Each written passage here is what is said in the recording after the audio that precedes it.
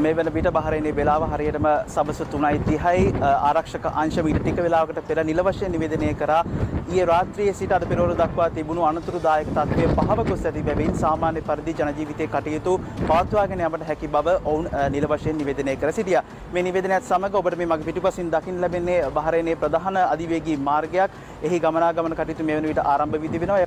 ඒ වගේම තමයි මේ හේතුවෙන් සුපුරුදු පරිදි සාප්පු සංකීර්ණ ඒ වගේම අනෙකුත් කටයුතු නිල වශයෙන් ආරම්භ වී ඇති බව අපිට දකින්නට ලැබෙනවා. ඒ වගේම තමයි බහරේනේ ශ්‍රී ලංකා තානාපති කාර්යාලය ඔවුන්ගේ නිල සමාජ පිටුහරහා මේ වන විට තොරතුරු සපයා තිබෙන ජනතාවට මෙරට තිබෙනා වූ ආරක්ෂක අංශ සපයන තොරතුරු වලට අනුකූල වෙමින් කටයුතු කරන ලෙස දැනුම් දීමක් කර තිබෙනවා. ඒ වගේම තමයි විශේෂ දුරකථන අංක කිහිපයකට හඳුන්වා දී තිබෙනවා. අවශ්‍යතාවයක් තිබෙනම් ඔවුන්ට හැකියාවක් තිබෙනවා ශ්‍රී ලංකා තානාපති කාර්යාලය සම්බන්ධ කරගන්නට. දැන් අපිට මොකද වෙන්නේ? බලපෑමක් වෙනවද? සාමාන්‍යයෙන් මැද පෙරදිග අර්බුදයක් ඇති වුණ ගමන් කෙලින්ම බලපෑම එන්නේ තෙල් සැපයුමට. මිල වැඩිවීම වගේම සැපයුම් අඩාල වීමත් වෙන්න පුළුවන්.